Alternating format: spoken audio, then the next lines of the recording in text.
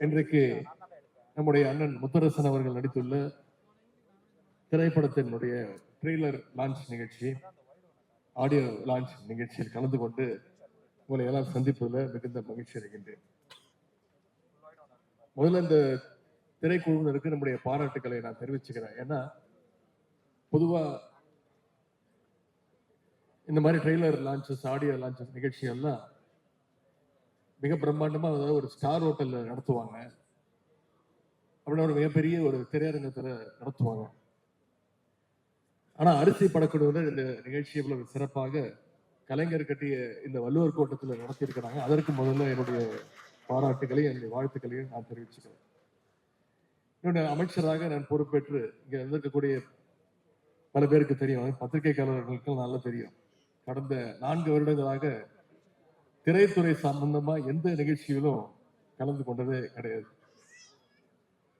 யார் எந்த நிகழ்ச்சிக்கு அழைச்சாலும் சொல்லிடுவேன், இல்லைங்க நான் கலந்துக்கிறது கிடையாது அப்படின்னு சொல்லிடுவேன்.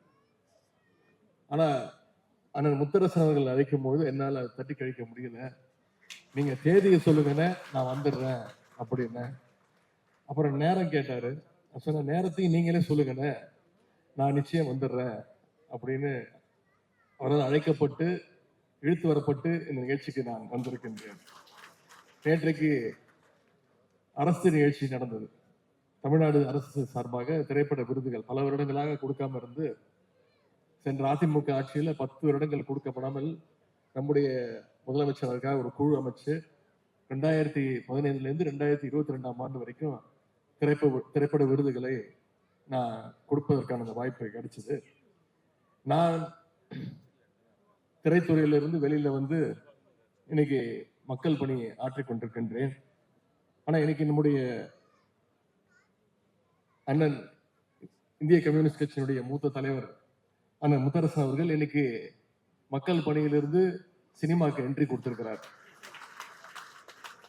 சினிமா துறைக்கு வந்திருந்தாலும், இந்த படம் எவ்வளவு பெரிய வெற்றியை பெற்றாலும் நிச்சயம் மக்கள் பணிதான் அவருக்கு முதல்ல இம்பார்ட்டன்ஸ் கொடுப்பாரு. அதுல யாருக்கும் எந்த சந்தேகமும் வேண்டாம். அவர் சினிமாவோட உச்சத்துக்கு போனாலும், கெரியருடைய உச்சத்துக்கு போனாலும், அவர் எப்பவுமே விரும்புவது மக்களோடு மக்களாக இருப்பது என்பதை தமிழ்நாட்டு மக்கள் அனைவருக்கும் நன்றாக தெரியும். அரசியலிருந்து சினிமாவுக்கு வந்திருக்கக்கூடிய அண்ணன் முத்தரசன் அவர்களுக்கு, நானும் சில காலம் திரைத்துறையில இருந்தவன், முன்னாள் திரைத்துறையில இருந்தவன், உரிமைக்காக கம்யூனிஸ்டுகள் களத்தில் இறங்கினா நிச்சயம் அதுல எப்பவுமே வெற்றி பெற்றிருக்கிறாங்க. இந்த முறையும் வெற்றி பெறுவாங்க. இந்த படமும் அதே போல நிச்சயமாக ஒரு வெற்றி படமாக அமையும். இந்த படத்தினுடைய தலைப்பு அரிசி உயிரின் மறுபெயர் அப்படின்னு வச்சிருக்கிறாங்க. இந்த அரிசிக்காக ஒரு காலத்துல மக்கள் எவ்வளவு கஷ்டப்பட்டாங்க.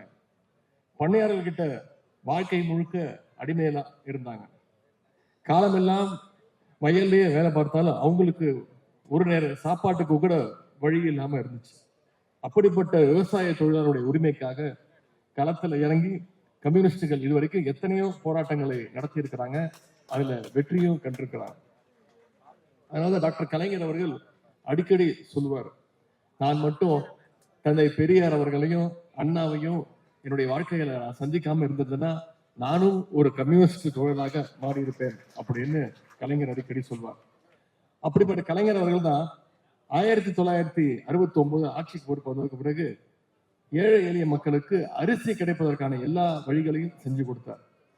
ஒருபடி அரிசிக்காக யாரும் இன்னொருத்தர் வீட்டு வாசல்ல போய் நீ காத்து நிக்க கூடாதுன்னு அந்த நிலைமையை தமிழ்நாட்டில் ஏற்படுத்தியவர் டாக்டர் கலைஞர் அவர்கள். சொல்லலாம், 2006 சட்டமன்ற தேர்தல் போது கலைஞர் அவர்கள் ஒரு தேர்தல் வாக்குறுதி கொடுத்தார். 2 ரூபாய்க்கு 1 கிலோன்னு முதல்ல அறிவிச்சவர் அவர் தான்.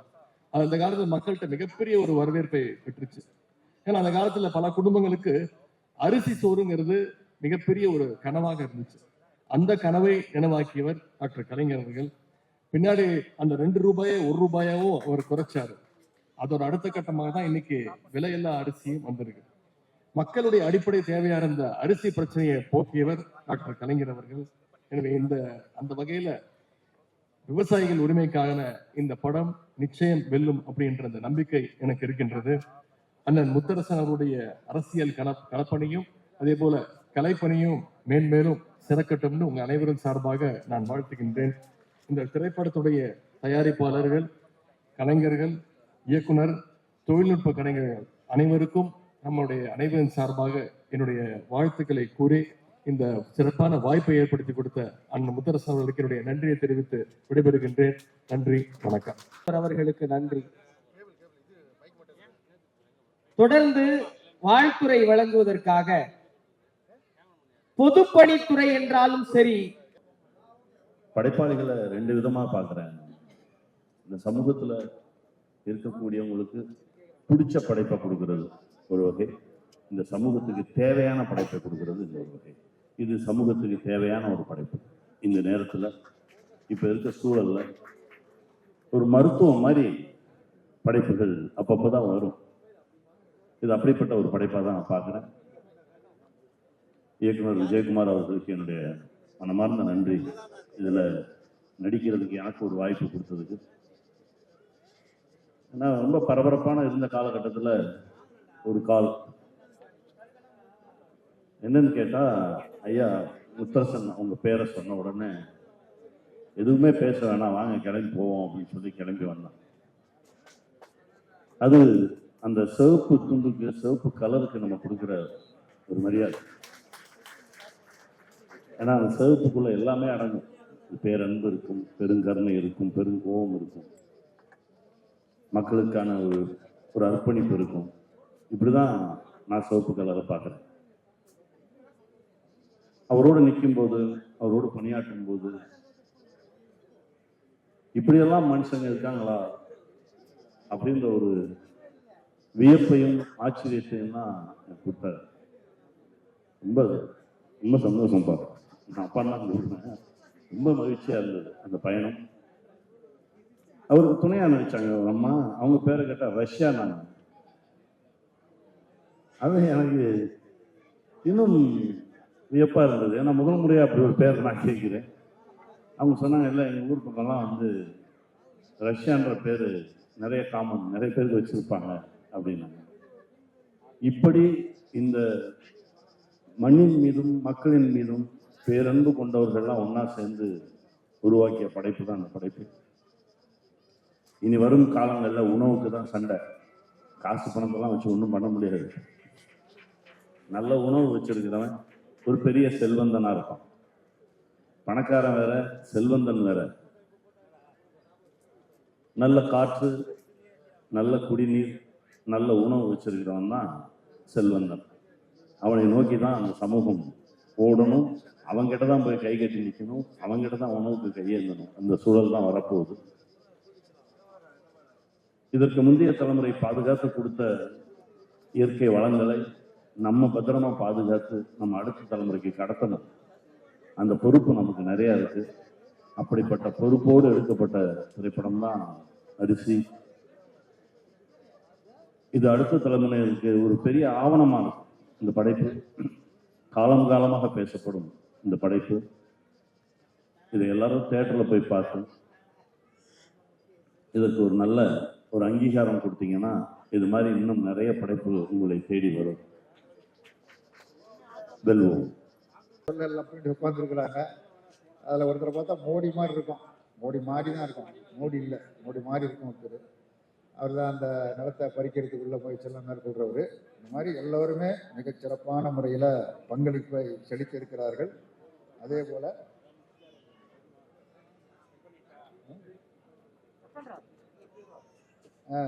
அதே மாதிரி ராதாகிருஷ்ணன், கொண்டமண்டல் ராதாகிருஷ்ணன், அது மாதிரி இயக்குனர் வந்து ஏற்கனவே பல படங்கள்ல பல இயக்குனரோட சேர்ந்து செய்திருந்தாலும் அவர் தனியாக எடுக்கிற படம் இதான் முதல் படம்.